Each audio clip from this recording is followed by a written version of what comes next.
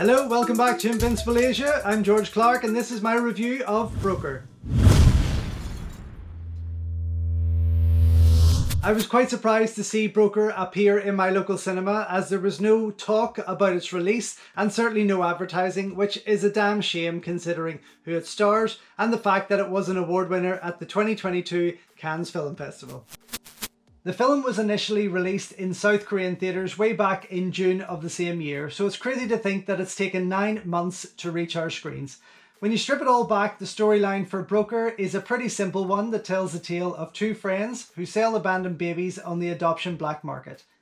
But when the mother of their latest find returns for her son after a change of heart, she soon finds herself on a road trip to meet the baby's potential parents and receive her cut of the sale, of course.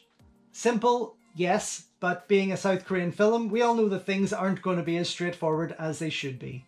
While each of the friends carry their own burdens of the past, we soon learn that the young mother has been carrying the biggest one of them all, which was the murder of her baby's father. And with two female detectives hot on their trail, as well as some hired gangsters, the unlikely group travel in search of a quick sale, while ultimately learning to become a family as they deal with the consequences. I had such a great time watching Broker, and it actually gave me vibes of the anime classic Tokyo Godfathers.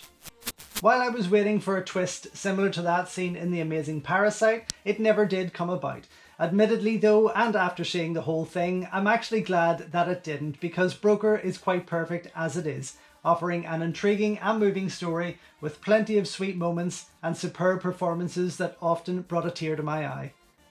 Although I mention of how it reminded me somewhat of Satoshi Kon's 2003 animated film, it was interesting to learn that Broker had been written and directed by another Japanese filmmaker, the award-winning Hirokazu Kore-eda, the very same man behind Shoplifters, Nobody Knows, Still Walking, The Third Murder, and The Truth with Ethan Hawke.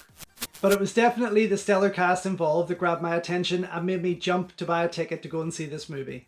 Leading the way was the wonderful Song Kang-ho, who stars as Ha Sung-hyung, the laundry owner who runs the operation of selling the unwanted babies after they have been left in the church baby box. Admittedly, he's absolutely not a bad man at all, and we soon learn that he's only doing what he has to do in order to raise funds to pay off a debt owed to some local gangsters with the aim of getting his daughter and ex-wife back. I just adore Song Kang-ho as an actor. One of Korea's busiest actors, he has also proven to be one of their finest and has starred in many, if not all, of the biggest and award-winning titles to come out over the last 20 years. Some of the first films I ever saw him in were films like The Quiet Family, Shiri, Joint Security Area, Sympathy for Mr. Vengeance, and the wonderful Memories of Murder. Of course, he's just as recognised for his roles in hits such as The Foul Keen, Lady Vengeance, The Host, The Good, the Bad, the Weird, Thirst, Snowpiercer, Age of Shadows, A Taxi Driver, The Drug King, and the incredible worldwide smash hit Parasite. Here, as Ha Sung-hyung, Kang-ho impresses once again in a role that bagged him the Best Actor award at Cannes. The handsome Gang Dong-won stars as Dong-soo, Ha's close friend who works at the church and helps by deleting the footage of the babies he has taken to sell. Like Ha, however, Dong-soo is a good man at heart and was abandoned as a baby himself, something that drives him in finding the right people for their new baby. I remember catching Gang in the beautiful 2005 film Duelist, and again soon after in the super fun Wuchi the Demon Slayer, both of which I highly recommend. While he has starred in many great titles since then, Gang Dong-won recently impressed with his roles in the action-packed Ilang the Wolf Brigade and the equally exciting Peninsula, the sequel to the groundbreaking Train to Busan.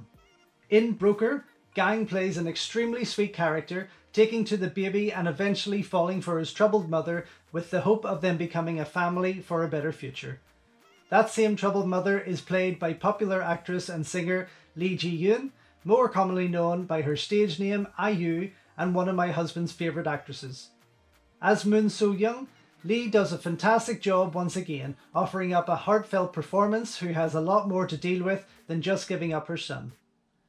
She is tracked by Detective Lee, played by Lee Joo-young, from K-dramas such as Weightlifting Fairy Kim Bok-jo and Itaewon Class, as well as her boss, Detective Soo-jin, played brilliantly by the wonderful Bae Do-na. an actress who has shared the screen many times with Song Kang-ho in films such as Sympathy for Mr. Vengeance, The Host, and The Drug King, as well as appearing in hits such as Barking Dogs Never Bite, Tube, Tunnel, Hollywood movies Cloud Atlas and Jupiter Ascending, and hit K-dramas such as Kingdom and Silent Sea, among many others. While her chase of the dysfunctional faux family is not without its own problems, her character's final result was a surprising, although sweet, twist to the story. While Broker has plenty of humorous moments throughout, many of which are delivered by Song Kang-ho and his tag-along orphan, a hilarious kid who overhears their plan after hiding in their van, the film itself still makes for a pretty serious affair, and probably more so if you're a parent like me. That said, it still makes for a pleasant watch and isn't the kind of cinematic affair that will keep you on the edge of your seat. The film is gorgeously captured by Hong Kyung-pyo, the very same cinematographer who was behind South Korean hits such as The Foul King, Brotherhood, Mother, Snowpiercer, Sea Fog, The Wailing, Parasite, and more, while Jung Jae-il provides another wonderful score to accompany him.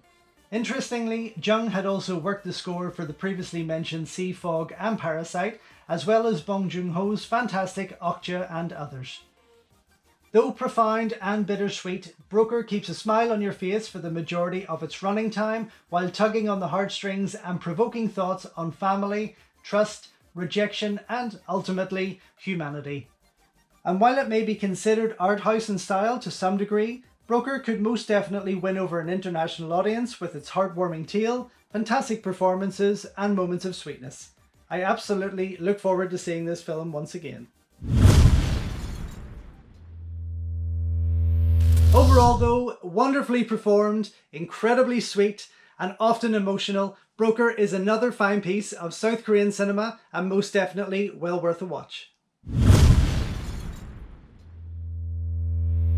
So thank you once again for watching another video here on Invincible Asia. Don't forget you can check out hundreds of others here on the channel. You can also show your continued support by heading over to my new merch store or by checking out invincibleasia.com, where you can read my full movie reviews and follow me on Instagram @InvincibleAsia.